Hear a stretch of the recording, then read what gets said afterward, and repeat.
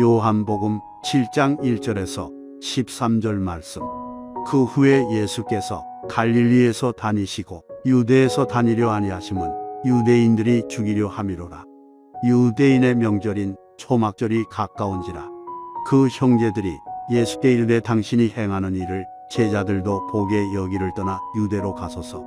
스스로 나타나기를 구하면서 묻혀서 일하는 사람이 없나니 이 일을 행하려 하거든 자신을 세상에 나타내소서 하니, 이는 그 형제들까지도 예수를 믿지 아니함이로라. 예수께서 이르시되 내 때는 아직 이르지 아니하였거니와 너희 때는 늘 준비되어 있느니라.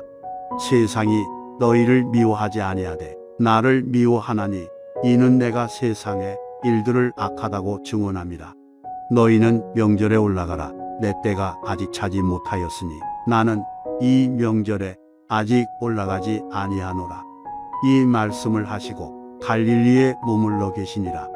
그 형제들이 명절에 올라간 후에 자기도 올라가시되 나타내지 않고 은밀히 가시니라. 명절 중에 유대인들이 예수를 찾으면서 그가 어디 있느냐 하고 예수에 대하여 무리 중에서 수군거림이 많아 어떤 사람은 좋은 사람이라 하며 어떤 사람은 아니라 무리를 미혹한다 하나, 그러나 유대인들을 두려워함으로 드러나게 그에 대하여 말하는 자가 없더라. 아멘. 요한복음 7장 1절에서 13절 말씀을 함께 보았습니다. 오늘 본문 말씀 중심으로 하나님의 때라고 하는 주제로 말씀을 나누도록 하겠습니다. 오늘 본문 1절 말씀을 보면 이렇게 시작되고 있습니다. 그 후에 라는 말씀으로 시작하고 있습니다. 그리고 1절 후반절에 보면 예수를 죽이려 했다 하는 말씀으로 이어지고 있지요. 그렇다면 그 전에 어떤 일들이 있었기에 예수를 죽이려고까지 했을까? 우리는 이 부분에 대해서 이미 우리가 매일 성경 묵상집을 통해서 우리가 살펴보았습니다. 그 중에 몇 가지만 살펴보면 이렇죠. 요한복음 5장의 말씀을 보면 예수님께서 안식일에 38년 된 병자를 고치셨다고 하는 이유로 유대인들이 예수를 박해했다, 이렇게 말씀하고 있습니다. 왜 안식일에 쉬지 않고 병자를 고쳐 율법을 어겼느냐라는 겁니다. 이 와중에 예수님께서 이렇게 답변하시지요. 요한복음 5장 17절의 말씀이에요.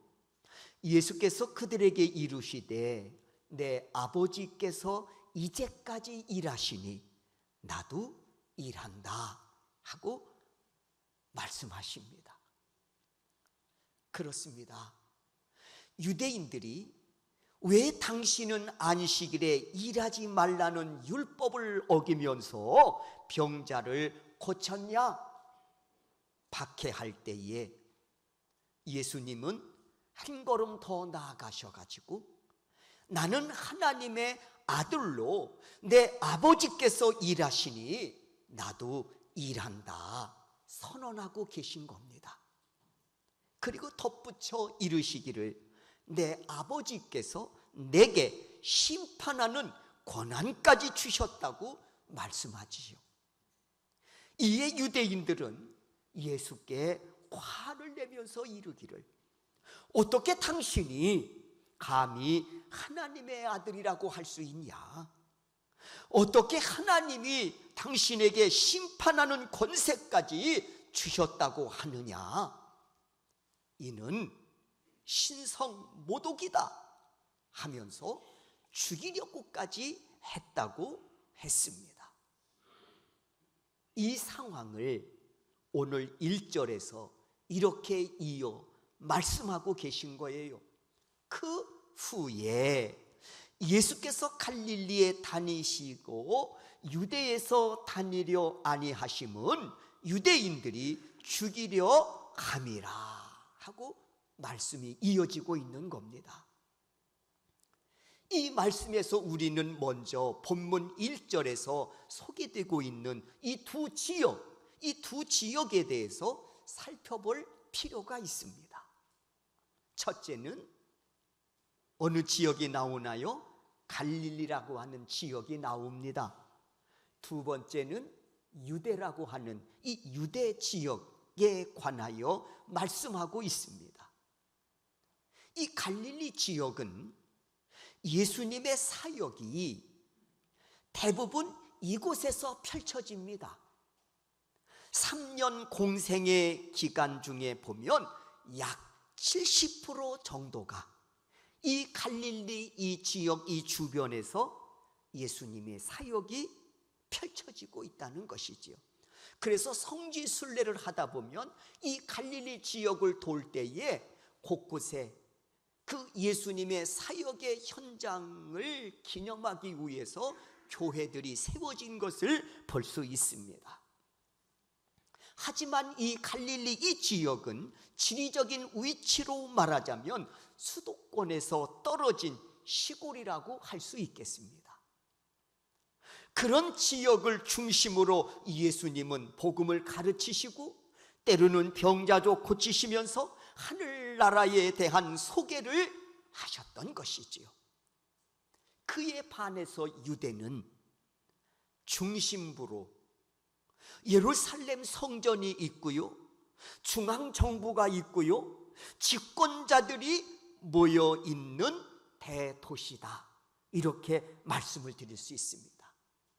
평상시에는 약 10만 명 정도가 이 지역에 머물러 살았다고 해요. 그런데 절기가 되면은 전국 각처에서 약 40만 정도가 몰려와 가지고 이 도시에, 그러니까 몇만 명, 50만 명 정도가 아주 복잡거리는 그런 대도시로 전환된다고 하는 것이죠. 그런데 예수님은 이런 유대 지역보다는 갈릴리 지역을 선호하시면서 대부분 이곳에서 사역을 이어가셨다고 하는 거예요. 왜 그러셨을까? 이왕이면 좀 많은 사람들이 모여드는 대도시에서 사역을 펼치시면 더 효과적으로 복음을 전하지 않으셨을까 생각을 하게 되는데, 대부분 예수님은 이 시골, 좀 낙후된 말이죠, 이런 지역에서 대부분 사역을 감당하셨단 말이죠. 그 이유에 대해서 1절을 보면 이렇게 설명하고 있습니다. 유대에 다니려 아니하심은 유대인들이 죽이려 함이러라. 그렇습니다. 예수를 죽이려고 하는 자들이 그곳에 있었기 때문이었습니다. 그럼에도 유대인의 명절인 초막절이 가까워지자 예수님의 형제들이 예수님께 뭐라고 말하는가 보았더니 3절을 보면 그 형제들이 예수께 이르되 당신이 행하는 이 일을 제자들도 보게 여기를 떠나 유대로 가소서 말합니다. 이때 형제들은 어떤 마음으로 예수님께 이런 권면을 하고 있을까요? 이 시골 구석에서 왔다 갔다 하지 마시고 이제 곧 절기가 닥칠 텐데, 그러면 전국에서 약 40만 명이 몰려드는 이 대도시, 저 예루살렘에 올라가서 사역을 펼치시는 게 어떠냐? 문제는 형제들이 어떤 마음으로 예수님께 이런 권면을 하고 있느냐라는 거예요. 한번 여러분 유추해 보시지요. 걱정하는 좋은 마음으로? 아니면 진심으로 정말 예수가 잘 되기는 마음으로? 아닙니다. 분명 형제들도 그곳에 예수님이 올라가시면, 예루살렘으로 올라가시면 생명에 위협을 당할 것이라는 사실을 뻔히 알고 있었을 텐데, 그럼에도 그곳으로 가기를 권유했다고 하는 것은 결코 좋은 마음이나 걱정하는 마음은 아니었을 것이라는 겁니다. 출세를 위해서 사지로 몰아내는 꼴이다, 이렇게 말씀드릴 수 있겠지요. 그렇다면 예수님의 형제들은 왜 예수님에 대해서 이렇게 못마땅해하고 좋은 마음을 가지고 대하지 않았을까? 다른 사람도 아닌 예수님의 형제들이 말이에요. 왜 이렇게 예수님에 대해서 좋은 마음을 갖지 않고 왜 예수님이 이렇게 대하고 있을까? 여러분, 그 이유를 찾자면 성경 여러 곳에서 우리가 찾아볼 수가 있어요. 그 중에 몇 가지만 우리가 봐도 알 수 있습니다. 여러분, 마태복음 12장의 말씀을 보면 사람들이 예수가 귀신 들렸다, 예수가 미쳤다, 막 이런 말을 하는 거예요. 이 소문이 누구에게도 들렸을까? 예수님의 어머니인 마리아에게도, 그리고 예수님의 형제들에게도 들려왔겠지요. 당신 아들 아무래도 미친 것 같아, 귀신 들린 것 같아. 예수 형제들에게도 또 사람들이 가서 네 형님 아무래도 미쳤다는데, 귀신 들렸다는데 알고 있어? 그래서 이 형제들이 어머니 마리아를 모시고 예수님을 찾아갑니다. 그러나 막상 가보니까 사람들이 얼마나 많이 예수님의 주변에 둘러싸여 있는지 접근하기가 어려웠다, 그렇게 말씀하고 있습니다. 이때 이를 알게 된 예수님의 제자 중 한 사람이 예수님께 달려가가지고 이 사실을 전해드립니다. 예수님, 당신의 어머니와 형제들이 찾아왔습니다. 그러면 보통 어떻게 반응해야 되겠습니까? 어머니가 여기까지 오셨냐고, 내 형제들이 여기까지 왔어? 그리고 반갑게 맞이하는 것이 상식 아닙니까? 그런데 예수님은 뜻밖에도 뭐라고 말씀하시는고 하니 마태복음 12장 48절이에요. 누가 내 어머니이며 누가 내 동생들이냐? 그런 거예요. 어머니가 찾아왔다니까, 형제들이 찾아왔다니까, 누가 내 어머니냐는 거예요. 누가 내 동생들이냐는 거예요. 그러면서 50절을 통해서 이렇게 말씀합니다. 우리 이 말씀은 다 같이 한번 읽어볼까요? 읽겠습니다. 누구든지 하늘에 계신 내 아버지의 뜻대로 하는 자가 내 형제요 자매요 어머니이니라. 그랬어요. 아멘으로 받으셨지만 예수님 어머니 입장에서 한번 생각해 보세요. 예수님 형제들 입장에 생각해 보시라고. 걱정이 돼가지고 힘겹게 찾아왔더니만 하시는 말씀이 누가 내 어머니냐, 누가 내 형제냐 하시니까 듣는 사람들의 기분이, 감정이 어떻겠느냐라는 겁니다. 예수님께 좋은 감정을 가지게 되겠느냐라는 거예요. 가족이라도 말이에요. 그런데다가 예수님은 뭐냐, 한번 집을 나가면 안 들어오시는 거야. 예? 장자잖아요. 예수님이 집안을 돌봐야지. 한번 밖으로 나가시면 집으로 안 들어오셔. 늘 밖으로만 도시는 거예요. 그리고 돌려오는 소문이 빈들에서 오병 이어를 가지고 5천 명을 먹이고도 12강주리가 남겼다는 둥, 왕의 신하의 아들을 고쳤다는 둥, 거친 풍랑을 잔잔케 했다는 둥, 그러다가 또 예수 미쳤다, 예수 귀신 들렸나봐, 뭐 또 이런 소문을 듣게 되고 말이에요. 그러니까 형제들이 예수님에 대해서 좋은 감정을 가질 수 있었을까? 그런 상황 속에서 오늘 본문을 보듯이 초막절 절기를 앞에 두고 이제는 전국 각처에서 예루살렘으로 수많은 사람들이 모여드는 거예요. 이 절기를 앞두고 형제들이 예수님께 권유하는 거예요. 예수 형님, 초막절 명절을 앞두고 있으니 많은 인파가 예루살렘으로 모여들 거 아니냐.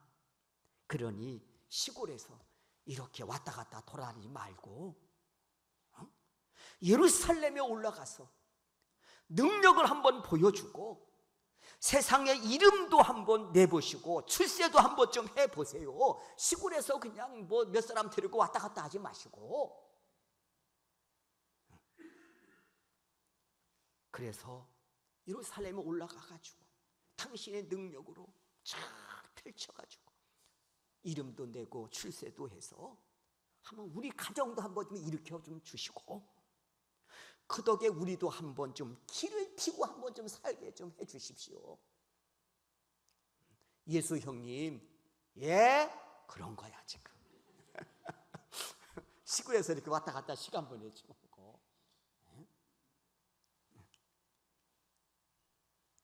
제자 형들이 얘기하는 거, 우리가 듣기로는 지난번에 물고기 2마리, 보리떡 5개, 5천 명을 먹이셨다면서요. 왕의 신하의 아들도 고쳐주셨다면서요.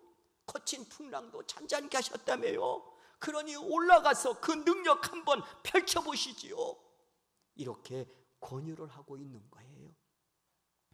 아니, 사실은 권유라기보다는 이 말이 더 어울릴 것 같아. 예수를 무시하며 조소가 담긴 표정과 감정으로 말을 툭툭 던지고 있다. 이 표현이 좀 더 정확할 것 같습니다. 때문에 이렇게 말하는 그 형제들의 그 속내 좀 더 정확히 알 수 있는 대목이 있습니다. 5절이에요. 5절 말씀.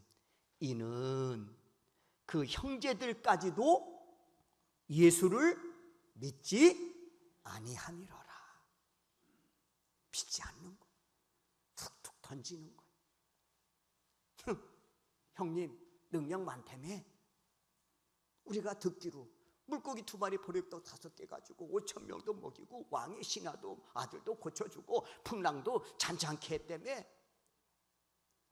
그러니까 그 능력 가지고 한번 예루살렘에 올라가서 많은 사람들 앞에 한번 그 능력 펼쳐서 예수 형님 출세도 한번 해보시고 이름도 좀 내시고 그 덕분에 우리 가정도 살고 우리도 기 좀 한번 피고 삽시다. 이런 거야. 5절에서 정확히 그 형제들의 속내를 알 수 있는 말씀이에요. 이는 그 형제들까지도 예수를 믿지 아니함이로라. 그런데 사실 이 형제들은 뭐예요? 누구보다도 예수를 잘 알아서 메시아로 받아들여야 할 사람들이잖아요. 다른 사람은 몰라도 이 형제들만이라도 예수가 메시아임을 믿고 받아들여야 될 사람 아니냐는 거예요. 그런데 오히려 다른 사람보다 다 앞장서가지고 내가 예수에 대해서는 더 잘한다. 우리가 같이 자랐어. 누구보다도 우리는 예수에 대해서 잘 알고 있어 하면서 자기 교만에 빠져가지고 정작 예수를 무시하고 비웃는 영적 무지의 사람으로 전락하고 만 거예요. 제가 첫 목회를 27살에 시작을 했습니다.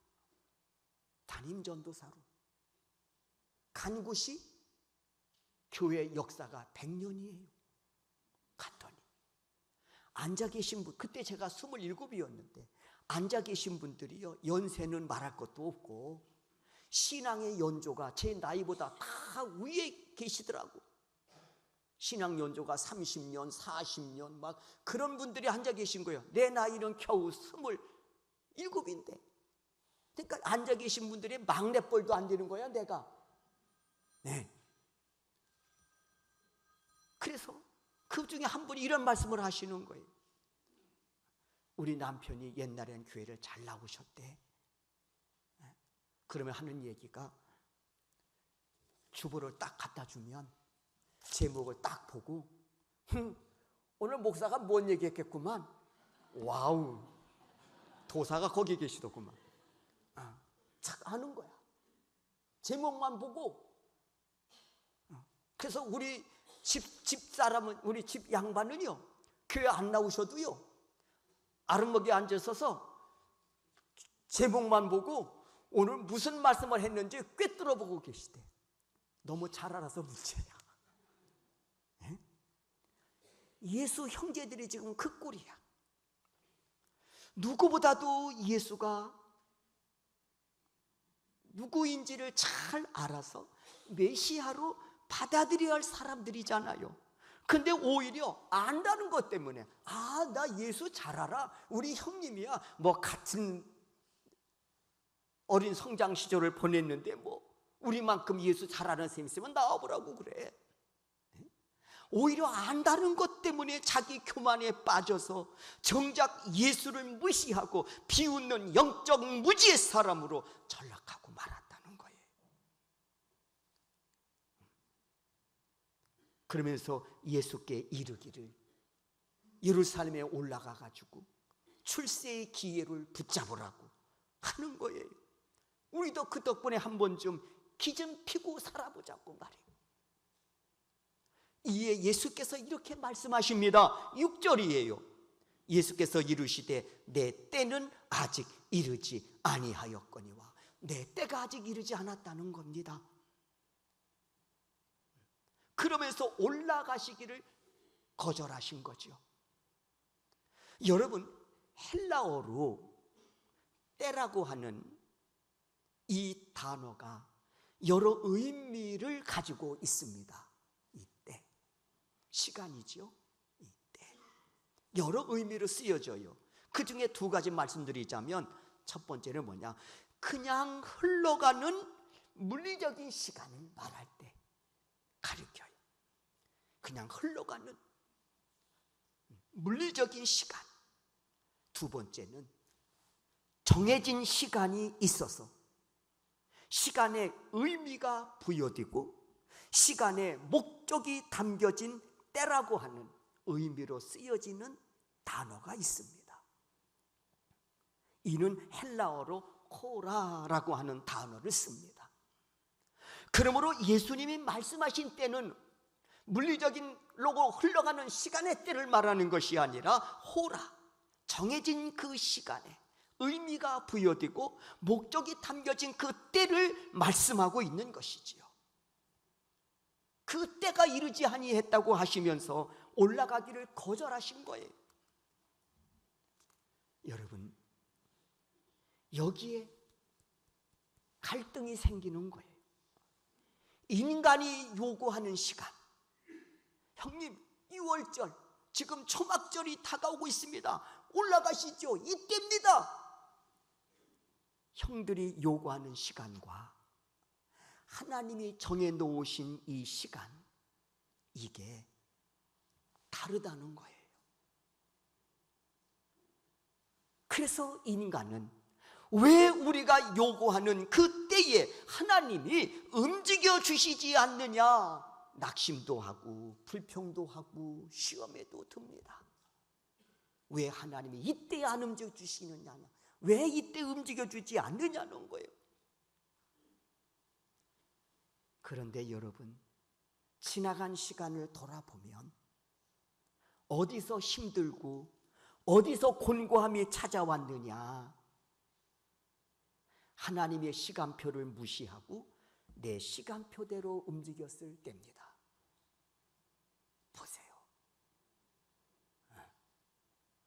어디서 힘들고 어디서 공감이 찾아왔냐? 하나님의 시간표를 무시하고 내 시간표대로 움직였을 때라는 거예요. 여러분, 아브라함이 만약 자신의 인생을 하나님의 시간표에 맡기고 하나님의 때를 기다렸다가 이삭을 언약의 후사로 받았다면 얼마나 좋았을까요? 그런데 하나님의 시간표보다는, 하나님의 때보다는 내 시간표에 의해서 내 때에 움직여가지고 누구를 얻은 거요? 이스마엘을 얻은 거 아닙니까? 네? 그러므로 믿음의 사람은 자신의 인생을 하나님의 시간표에 의탁하고 하나님의 때를 인내하며 기다릴 줄 알아야 하겠습니다. 그래서 농부의 인내를 배우라 말씀하신 거 아닙니까? 농부, 씨를 뿌릴 때를 알고 가꿀 때를 알고 거둘 때를 알아요. 거기에는 뭐가 작동하고 있습니까? 농부의 인내가 작동하고 있는 거예요. 오늘 본문에서도 예수님은 하나님의 시간표에 맞추어서 은밀히 예루살렘에 올라가시지요. 얼마 전만 해도 내 때가 이르지 않았다고 올라가시기를 거부하셨던 예수님, 올라가십니다. 왜 마음이 바뀌셨을까요? 왜 변하셨을까요? 사실은 변한 것도 아니고 마음이 바뀐 것도 아니에요. 사실 동생들의 요구에 거절하고 예루살렘으로 올라가지 않겠다고 하신 것은 뭐냐? 세상의 출세를 위해서는 내가 올라가지 않는다는 거예요. 내 이름을 높이기 위해서, 내 명성을 세상에 드러내기 위해서는 올라가지 않겠다고 말씀하신 겁니다. 그러므로 예수님께서 은밀히 예루살렘에 올라가시는 이 길은 동생들이 요구한 출세의 길이 아니죠. 그렇다고 명성을 세상에 떨쳐 칭송받기 위해 오르는 길도 아닙니다. 오로지 하늘에 죽어지는 미랄로 십자가에 달려 죽음으로 많은 구원의 열매를 맺기 위해 오르시는 길이었다라고 하는 겁니다. 이게 예수님이 하나님의 시간표에 의해서 하나님의 때를 붙잡고 지금 올라가고 계신 거라는 말입니다. 그러므로 믿음의 사람은 내 시간표에 맞추어서 내 뜻대로 사는 사람들이 아닙니다. 하나님의 시간표에 따라서 철저하게 하나님의 그 때에 맞추어서 사는 사람들이라는 거예요. 그래서 우리는 이렇게 기도해야 합니다. 하나님, 나의 믿음의 눈을 열어 하나님의 시간표를 보게 하시고 하나님의 때를 분별할 수 있게 해 주십시오. 네? 여러분, 이 대목에서 생각나는 사람이 있습니다. 바로 요셉이라는 사람입니다. 요셉은 형들의 미움과 시기, 질투시 때문에 애굽의 노예로 팔려간 사람 아닙니까? 구약에서 최초로 형제들의 손에 의해서 인신매매를 당한 사람입니다. 구약에서. 신약에서는 누굴까? 신약에서는 누굴까요? 예수님이시지. 제자들이 은 30냥에, 그때 은 30냥이면 노예를 파는 한 사람의 값이야. 노예로 팔아버린 거예요, 제자가. 그러고 보니까 예수님도 인신매매를 당하신 분이네요. 제자들의 손에 의해서. 요셉도, 구약에서의 요셉도 형들의 미움, 시기, 질투심 때문에 애굽에 은 20냥의 노예로 팔려간 사람입니다. 하지만 결국 요셉은 팔려간 그 애굽에서 국무총리라고 하는 그 고위직에 올라가지고 7년 동안 계속되는 기근에서 가족과 민족을 살리는 구원자로서의 주어진 그 직임을 잘 감당해냅니다. 이 과정에서 우리가 놓치지 말고 깨달아야 할 것이 있습니다. 하나님의 시간표에 의해서 점차적으로 보면 요셉의 인생이 망하는 인생이 아니라 보면 표면적으로는 망하는 인생처럼 보여요. 그런데 하나님의 시간표에 의해서 요셉의 인생이 인도되어지는 모습을 보면 점차적으로 그 요셉의 인생이 하나님의 은혜 가운데 완성의 단계로 나아가고 있는 것을 볼 수 있습니다. 그리고 요셉은 이 과정에서 낙심이나 원망함이 아니라 철저하게 하나님을 신뢰하고 순종함으로 자신의 인생을 하나님 표에 맡기고 하나님의 때를 기다리는 그 요셉의 신앙을 우리가 볼 수 있습니다. 그러므로 요셉이 어떤 인생을 살았느냐라는 질문에 하나님의 시간표에 자신을 온전히 맡기고 하나님이 정하신 그 때를 인내하며 기다리는 인생을 살았다, 이렇게 말씀드리고 싶습니다. 그 대표적인 믿음의 사람으로 말입니다. 때문에 요셉의 믿음이라고 믿음의 그 뚜껑을 이렇게 열어서 그 안을 들여다보면, 요셉의 믿음을 들여다보면 그 안에서 우리는 두 가지 단어를 발견하게 됩니다. 하나는 신뢰, 또 하나는 순종이라는 단어예요. 하나님을 신뢰하는 요셉이에요. 인생의 순풍에 돛달고 달려갈 때나 인생의 역풍으로 인해 긴 고난의 터널을 지날 때에 변함없이 항상 언제나 하나님을 신뢰하는 요셉의 믿음을 보게 된다는 것입니다. 그리고 또 하나는 신뢰하니까 그 다음에 자연스럽게 이어지는 게 있어요. 뭘까요? 하나님의 뜻에 순종하는 겁니다. 신뢰할 때 순종할 수 있잖아요.